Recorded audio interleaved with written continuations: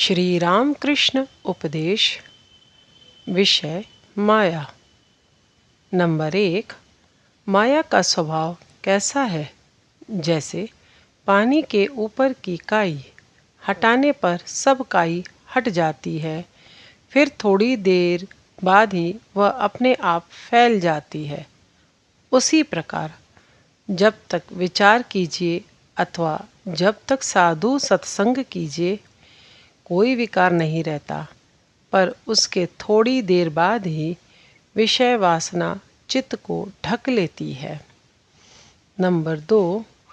सांप के दांतों में विष है, वह जब स्वयं खाता है तब विष का उस पर प्रभाव नहीं करता, परंतु जब वह दूसरे को काटता है तब विष उस व्यक्ति पर प्रभाव कर जाता है। इसी प्रकार भगवान में माया है तो अवश्य, पर वह उनको मुग्ध नहीं कर सकती, लेकिन दूसरों को वशीभूत कर लेती हैं। नंबर 3। माया किसे कहते हैं? माँ बाप, भाई, स्त्री, पुत्र, भांजा, भतीजा, इन सब पर जो मोह है वही माया है। और दया का अर्थ सर्वभूतों में हमारे हरि विराजमान है, यह समझकर सबसे बराबर प्रेम करना। नंबर 4। जिस पर भूत आता है वह यदि जान जाए कि भूत आया है तो भूत भाग जाता है। माया मुग्ध जीव यदि एक बार ठीक से जान ले कि वह माया द्वारा ग्रसित है तो माया उसे शीघ्र ही छोड़ जाती है। नंबर 5। जीव आत्मा और परमात्मा के बीच में माया का पर्दा है। यह पर्दा न हटाने से आपस में भेंट नहीं हो सकती। जैसे आगे आगे राम, बीच में जानकी और पीछे पीछे लक्ष्मण जा रहे हैं, यहाँ पर राम को परमात्मा समझ लो और लक्ष्मण को जीव आत्मा। बीच में जानकी माया रूपी पर्दा है। जब तक जानकी बीच में है तब तक लक्ष्मण रामचंद्र जी को नहीं देख सकते। यदि जानकी थोड़ा हट जाएं तो लक्ष्मण को राम के दर्शन हो जाएं। नंबर 6। माया दो प्रकार की होती है, एक विद्या और दूसरी अविद्या। फिर विद्या रूपी माया भी दो प्रकार की होती है, एक विवेक, दूसरा वैराग्य। इस विद्या रूपी माया का अवलंबन करके जीव भगवान की शरण में आता है। अविद्या रूपी माया 6 प्रकार की होती है, काम, क्रोध, लोभ, मोह, मद और मत्सर। अविद्या रूपी माया मैं और मेरा के बोध द्वारा मनुष्यों को बांध रखती है, पर विद्या रूपी माया के प्रकाश से जीव की अविद्या एकदम नष्ट हो जाती है। नंबर 7।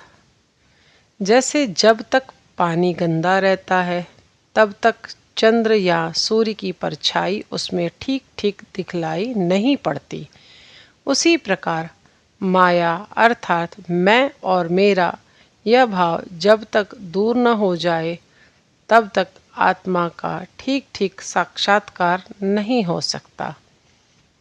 नंबर 8।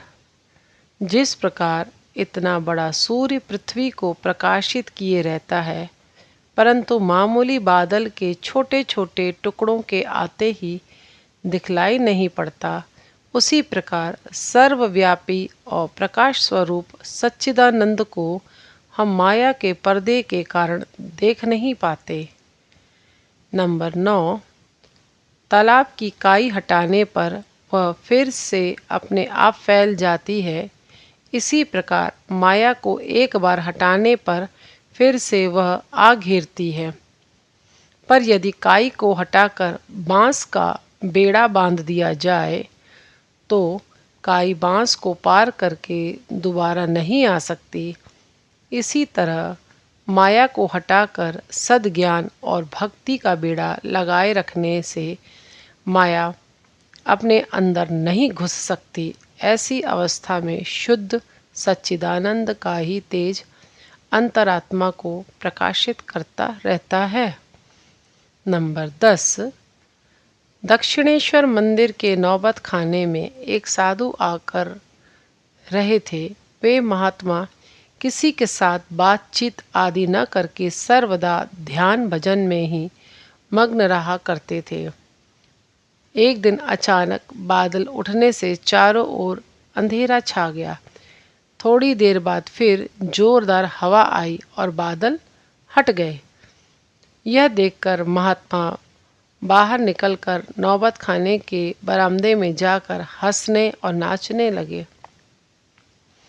उन्हें इस दशा में देखकर श्री रामकृष्ण देव ने उनसे कहा, तुम तो घर के अंदर चुपचाप बैठे रहते हो, आज इतना आनंद कैसे मना रहे हो?